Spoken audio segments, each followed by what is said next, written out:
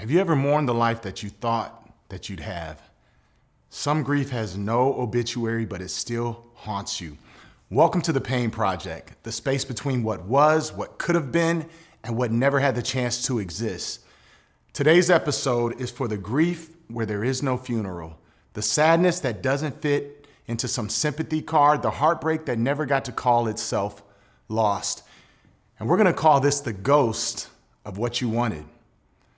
Nobody can prepare you for this kind of grief, not death, not disaster, but it's this quiet mourning of a life that never fully bloomed, the ache of what you could have been, the version of you that didn't get to finish school, the love that slipped through a voicemail, the child that you never had that you wanted, the parent you needed to be, the dream you shelved just to survive.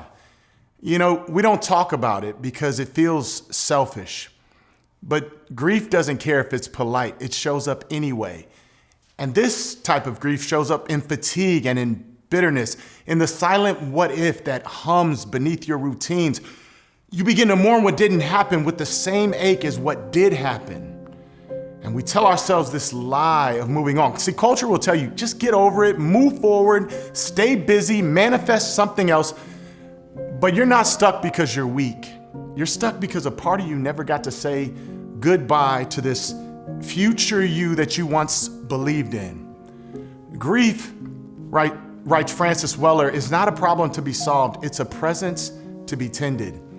And you've been trying to outrun a ghost when all it wanted was to be acknowledged. This is the shape of unspoken pain. You're grieving, but there's no casket, no condolences, just glances that say, you're lucky. Just comments that you tell yourself, like, it could be worse. So you learn to grieve silently and to ache in invisible ways. You mourn in Target aisles. You cry in traffic. You lie on your bedroom floor at 3 a.m. because the world that you hope for and the world you imagine never arrived. What you're really grieving is the version of you who still believes it might come. So today I want you to have a new kind of goodbye. What do you do with grief that has no ceremony? You create one. I want you to write a eulogy that no one asked for and say goodbye to this timeline and this imaginary life that betrayed you. Light a candle for the chapters that you'll never live and mourn out loud so silence doesn't bury you as well.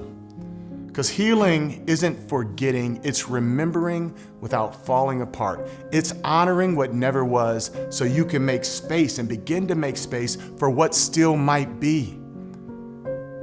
You are allowed to outgrow everything that you hoped for. Everything that you once hoped for, you're allowed to outgrow it. Grief is never just about what died. Sometimes it's about what never got to live. You're not crazy for aching over invisible things. You're human. We're all the same.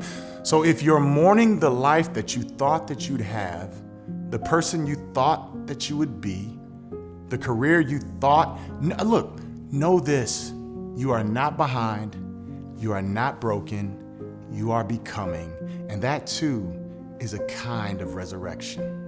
If this resonated with you at all, I want you to send this to someone who's grieving something that they cannot quite explain.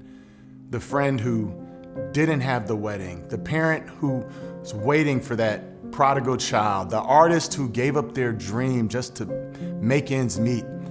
Let this be the ceremony they never got. Let it say what no one else could. This is the Pain Project. We speak what was never spoken so healing can finally begin.